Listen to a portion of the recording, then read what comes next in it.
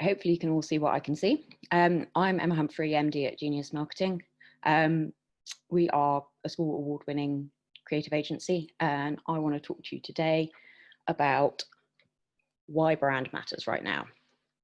So I get that a lot of you are probably in this space now, like the world's gone completely mad.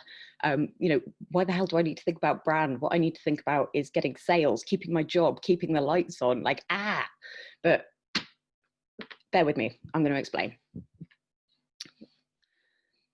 So, oh, sorry, I flicked too quickly. The image here is obviously Starbucks, and I didn't pick that at random. If you cast your minds back to the previous recession, Starbucks went into this, they were suffering. They were hemorrhaging stores and staff, hundreds of stores, thousands of jobs going. They looked like they could be a real casualty of the recession. Early 2008, they changed their CEO. He changed their strategy away from bureaucracy and back to customers. What that meant was that they did a kind of brand pivot, coming away from this kind of quite expensive, detached luxury feel brand.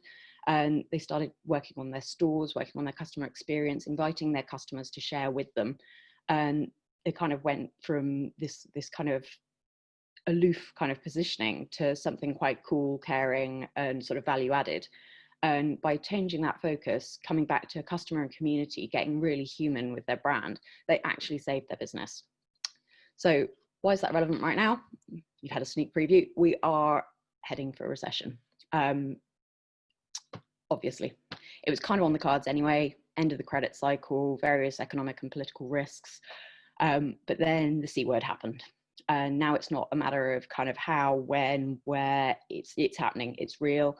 And as marketers, it's our duty to help our brands through it. Good news, there are proven strategies to not only surviving, but thriving in a recession. A group of Harvard researchers, who incidentally don't actually give a fig whether you do brand work or not, looked at 4,700 companies across 3 recent economic downturns. And they found that 17 of those companies went bankrupt. Oops.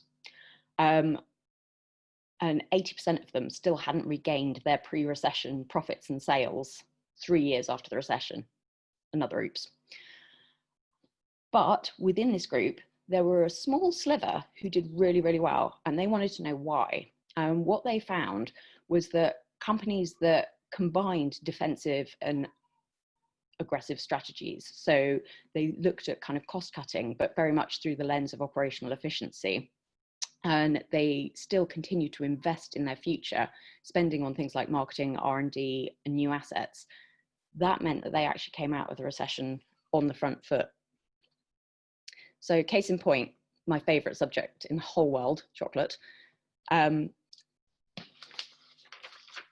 well-known chocolate brand, probably the first one you think about, maybe, when you look at that picture, and certainly the one whose sort of brand color is synonymous with the substance. They went even deeper than just advertising in a recession. They actually continued advertising their brand during the war. So when chocolate wasn't even available to buy, I mean, that's insane, right? Sure? No?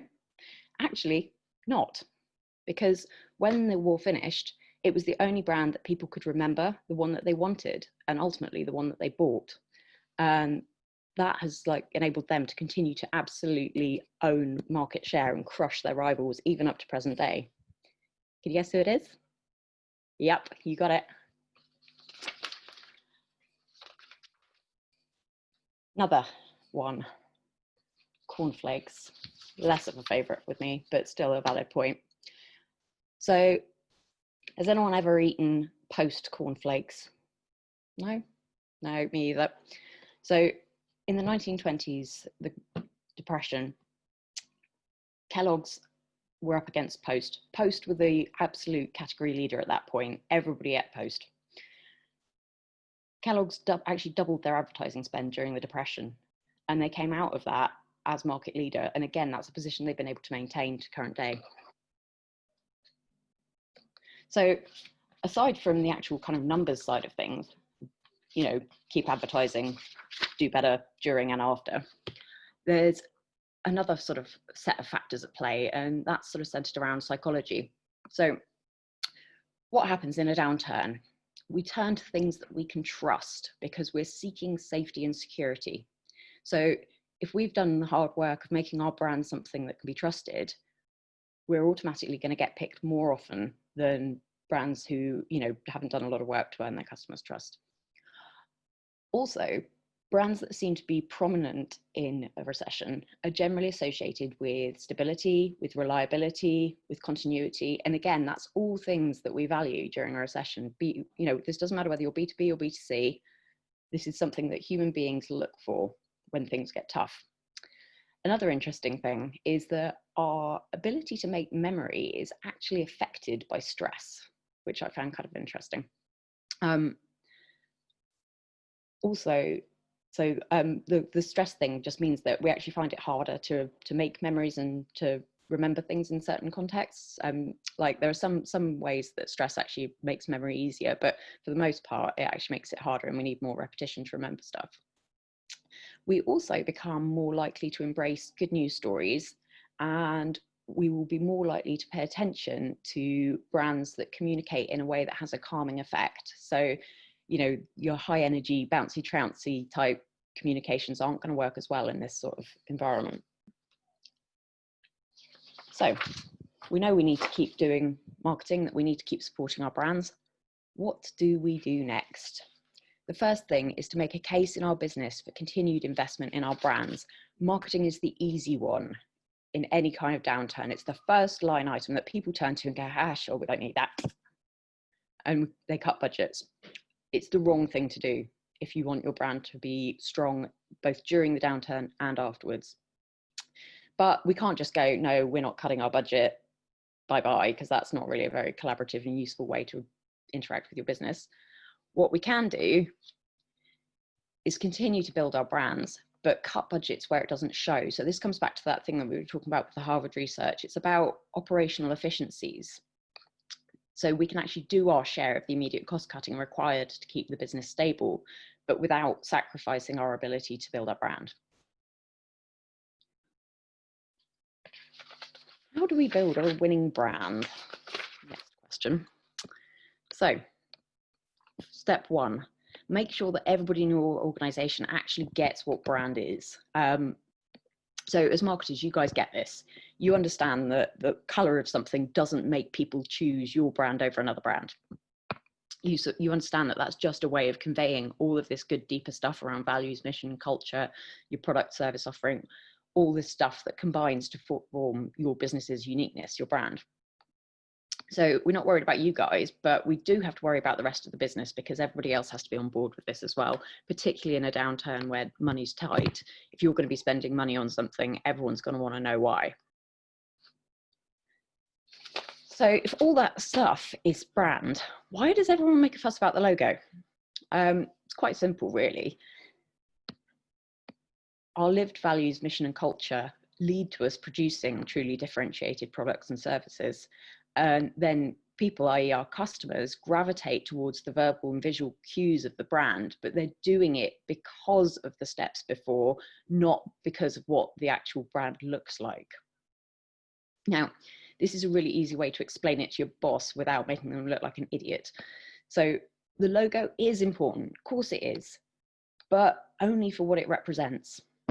So you can kind of acknowledge their concern with revamping the logo or changing the colors or whatever else, but also do it sort of while subtly educating them on the process that leads into it and the value in working on the stuff that came before that, rather than just refreshing a look and feel without any major investment in the kind of the core of the brand and the business. So once everyone gets it, then we get to work. Now, there's a few things that you guys are going to have to absolutely major on in any successful brand initiative. First one, curiosity. You need to get super, super, super curious about every aspect of your business, your customers, your product, your actual kind of business culture. You need to ask loads and loads of questions. Who, when, why, where, why, when, how. You know, you need to delve deep into every sort of aspect of your audiences, really endeavor to know them like never before. Next one, persistence. So whilst you might have done a great job of getting everyone to understand what brand actually is, you're going to have to reinforce that message internally over and over and over until everybody is on board with what you're doing and why. Now, this is kind of, it's a marathon, not a sprint, and it will take time, but it is totally possible over time to transform an entire business from one who thought brand was, you know, some pretty colors and a logo, to one that really understands how to live a brand day to day.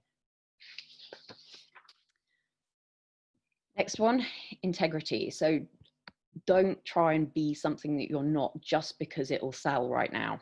It's really, really tempting, but your customers are smart. They're going to smell it a mile off. So you've got to be authentic and stay true to who you actually are. And then that brings us on to the next one, consistency.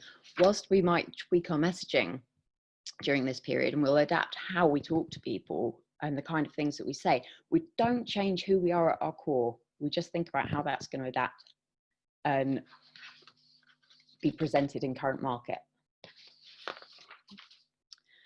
Last one, collaboration, kind of coming back to this idea that you can't do it on your own, you can't. Once you have your business on board, you need to take them with you to get them involved. This is a whole business project, a brand project. It's not something that just sits with marketing, for all that it's often led by marketing. Everybody has to get involved. Everyone has to play their part.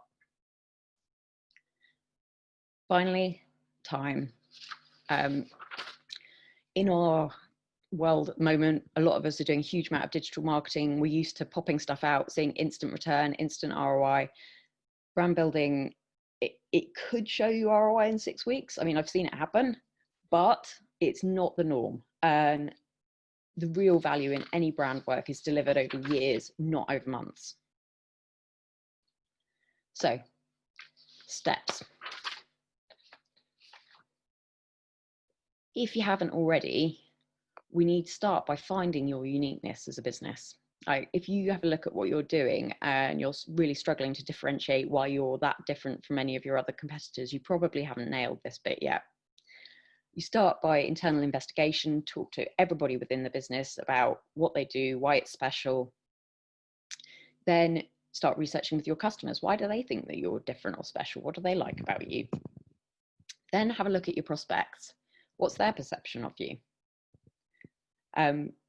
Once you've kind of got all those perspectives, both internal, customer and prospect, you combine those together, have an idea of what your uniqueness might be, put your best foot forward, but before you go live with any of this, check back with the people that matter, i.e. those 3 groups, your team, your customers and your prospects, to make sure that what you've come up with between those 3 groups is something that's really going to resonate. Step 2. Figure out how your uniqueness is relevant right now. So this is, once we've got an idea of what makes us special, so how does that put us in a position to help people right now? How does that make people's lives particularly easier? How might it make people feel better? Because God knows we all need to right now. And also, what good news stories can we come up with that stem from our uniqueness and back up the communication of that uniqueness? Step 4, communicating that uniqueness. So yes, with images, yes, with words, but also with actions. And this is something where you really do need to bring the rest of the business with you. If you're just saying nice things about your brand, but they're not true in the actions that everybody else in your business is taking, that's never going to fly. Your customers won't believe it because all they can see is one glossy message that you're presenting to them over here and the reality over there, and there's a complete disconnect between the two. Step 4 is about consistency. In times of crisis, we tend to try and chop and change stuff, and we're all desperately scrabbling for the answer that's going to do all those things that we talked about the business at the start. Keep the business getting sales, keep the lights on, save jobs. We're all really, really focused on tomorrow, next week, next month. It all becomes very, very short term, but that can lead to brands having a kind of multiple personality disorder. They become very different things month to month or even week to week. You know, their messaging changes hugely, and that kills brands, because much as, you know, if you've got a friend and you made friends with them because they were like they are, and then they show up the next month and they're like a completely different person, and then they show up the next month and they're a completely different person. I mean, you might let them get away with it once, just thinking that they might be having a bit of an off time, but like if they keep doing it, that is going to put you right off having a relationship with that person, because you just don't know what you're expecting. And consistency is also important because your brand value builds over time. Every time you change your tune on the brand, you almost hit the reset button. So it's a little bit like with SEO. If you're trying to optimize for a certain set of keywords on a certain domain, the effectiveness of that increases over time. If you suddenly change your domain and change your keywords completely, you've got to start from scratch almost. You've got to start building up that trust again with Google. And it's exactly the same with people. So when we're talking about consistency, a lot of people get kind of waylaid by things like brand guidelines, and they think that consistency is always having the same shade of orange, always having the same tone of voice. That stuff's important, but it's not actually as important as finding different ways of saying the same thing all the time, rather than saying different things the same way. I guess, like, to try and give you a bit of an example, it's, you know, sorry, I've lost what I was going to say. That's not helpful. Yeah, so you're staying true to who you are as a brand, and you know, you might say something slightly differently now whilst we're in crisis than you would say when we're in an upturn, but you're still ultimately saying the same thing, because you're communicating that same uniqueness that we've already identified. You're not suddenly trying to find a whole new set of uniqueness that didn't exist last month. A lot of brands tend to kind of go the other way and they change their message completely, but they think because, you know, it's always in, you know, the active voice and that it talks in a friendly manner, that they're being the same, and they're not, because you are kind of substantially changing who you are as a brand. So we talked a bit about some big brands who have made this work for them, and I know that a lot of you in the room are from much smaller brands. So I wanted to just share a case study from a company that's perhaps more on par with the size that a lot of you are. I'm going to not name them because that would not be fair on them. So when we met client A, they were in real financial trouble again. They had been into receivership twice, and had been bought out again by a finance company who thought they could turn them around. But they knew that they needed to do something different. You know, this was a business that had kind of swung into crisis and back again repeatedly. They knew they needed to do something different. They invested in a new brand, in research into their market. They developed a whole new identity, rolled it out. But the most important bit was that they didn't just do the kind of surface level stuff that customers were going to see from marketing. They went whole hog on making a distinct cultural shift to align with that new brand, and making sure that every member of their team throughout the business knew how to deliver on their brand promise. And that's the critical bit, and that's the bit that's really made them successful. 3 years on from their last kind of major financial hiccup, they are very profitable. They're actually looking to invest in opening new sites to the tune of 8 to 10 million per location, and they're doing really, really well. They are a classic example of quite a small business that really invested in getting brand right and made it work for them. So that's all I've got to share today. I'm Emma Humphrey. I am up for chatting with any of you guys on Zoom at the end of this session or sometime before 2 p.m. I will encourage and invite all of you to engage with me on LinkedIn. I spend a lot of time on LinkedIn because I'm quite a sad act and I don't go anywhere anymore, but then neither do you. Or you can email me, emma@wearegenius.co.uk. Thank you very much. And I think we're going to go for some questions. Emma, that's brilliant. And yeah, good advice. Follow on LinkedIn. I'm the same Sado that sat there sharing little videos from the corner of my bedroom. Like, I'm still here, I'm still doing things. So let's all connect on LinkedIn and you know, we can get through it together. I do have some questions. There's been a few that's come in throughout that presentation. Brilliant talk, by the way. I really enjoyed it myself. Loads of stuff that marketers can get straight on with there, which leads me nicely on to Kath's question. She's asked, in my opinion, a bit of a golden one here. But if marketing budgets have been completely put on hold at the moment, what's the one thing you would say is most important to do at this time for your brand? Okay, marketing budget's completely on hold. Well, can I give you a couple of suggestions? Please. First, go and fight that decision because it sucks and it's going to hurt your business. Second, if people are really not budging, but they're still, you know, you're still there and in play, think about what you can do to promote your brand without actually spending any money. So, you know, if you've invested time in building audiences on your social networks, maybe you can leverage that.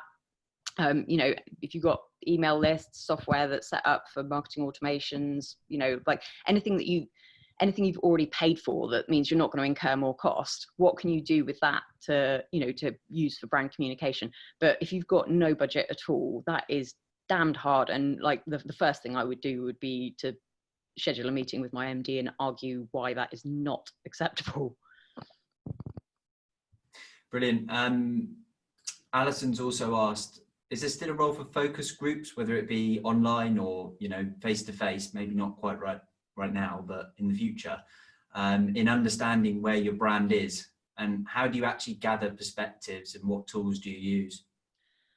Absolutely, yes, that's another great question. So we use a bit of a blend. So where we're looking for things like, you know, what values do people particularly identify with, anything that suits a kind of more like an online survey format, we would use that and gather quantitative research there. When you're looking to dig a little bit deeper on what some of the stuff means and people's perceptions and whatever, that's where focus groups really do come into play. I like them. What I would say though is that choose who's in them quite carefully, because they're one of those things that is quite easy to become quite lazy about, you know, and just pick, you know, if you're doing an internal focus group, you pick the people that you typically go to lunch with rather than a representative sample. Or, you know, if you're doing it with your customers, you ask people for suggestions and they'll suggest their best customers, the ones that they get on really well with. But again, that's not a representative sample. You want to bring a range of voices into the room. Not necessarily people who are going to automatically support what you say, people who are actually prepared to dissent and speak up and give you alternative perspectives. Brilliant. I had a question, and it was, who have you seen at the moment brand-wise that's kind of smashing it? I know it's early days in the kind of madness of things, but is there any early leaders that you've seen that maybe we might want to follow and keep an eye on? I'm going to let myself down here because I can't remember what they're called. There's a financial advisory firm out there at the moment who they're quite like, I don't think they're particularly huge, but their kind of COVID offering just stood out for me completely. They are donating all the revenue from new clients, not just profit, all the revenue from new clients for the next 3 months to charity. And I was just like, that's brilliant. Like that's properly, I mean, I've seen loads and loads of, you know, we're giving this, we're giving that, you know, little kind of token efforts that feel, it comes back to a lot of the stuff about sort of corporate social responsibility, whether it's a box checking exercise or whether you're genuinely trying to make a difference. For me, the brands that are standing out at the moment are the ones that are genuinely trying to help, as opposed to going, oh, we've got to do a COVID thing. Like, yeah. You know, by contrast, I've also seen firms where they're like, you know, oh, we've put up a couple of free reports for people, that'll do. And it feels like at the moment, authenticity is always important, but it's glaringly obvious at the moment where people have just done a kind of box checking exercise versus people who are really getting out there and getting involved. Brilliant. And Alison, again, she's raised the point, I guess, to what we were just talking about there, BBC bite size. And I guess she's just suggesting that BBC, a fantastic example of somebody that's actually providing some really good education for kids at the moment. And I know they're planning on a documentary with, is it David Attenborough, that's going to start doing some geography lessons? Yeah, they're a classic example of somebody who's obviously executed that really well, but it comes down to the fundamentals of who they are as a brand. They are there to serve the public. That is their whole kind of MO. Like, and because it's so deeply entrenched, it made it very easy for them to deliver well on this. Yeah, great. Final question, unless there's any that we've got a couple of minutes that we can answer a few more questions if you need, but the last one that we've got here is, you explained the dangers of split personality of brands really well. What's the important if you're repositioning a brand? So repositioning for me is not about changing who you are, it's more about how you present yourself. So kind of an analogy would be like, changing my brand entirely would be like changing my personality. Repositioning would be, say, you know, me when I'm not here, I'm in a grubby sweatshirt chasing around after my kids. Whereas I've repositioned and actually put on a clean top for you all. So yeah, repositioning is obviously, it's a necessary part of brand evolution. It absolutely is, but it's about making sure that that's kind of coherent and makes sense with who you are, but who you were before. It's like that you're still you at your core. You just may be doing something different or approaching things in a slightly different way, but the fundamentals of who you are doesn't change, unless in the case that I showed you with the client of mine, that you know who you are sucks so badly you've got to start from scratch. And then you're not really repositioning, you are rebranding, you're completely reinventing the wheel. And at that point, you really need to get into the whole kind of, you know, embedding the culture and the values and stuff so that all this stuff comes true. Great. Brilliant. Emma, thank you so much for your time today. It was a great presentation, as I say, and answering those question answers. I'm sure you've provided our audience with some really insightful bits to take away from this.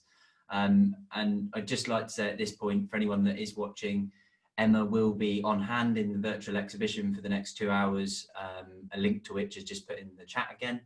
Please copy and paste that URL and Emma will make her way over to her stand.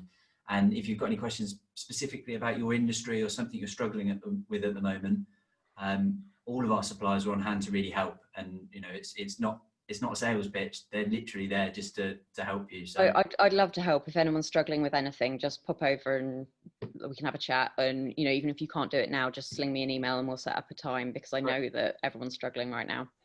Yeah, and we will present this recording to everyone if you want to review what Emma had to say throughout it. So brilliant. Thank you everyone for this webinar, for joining us. Emma, thanks again.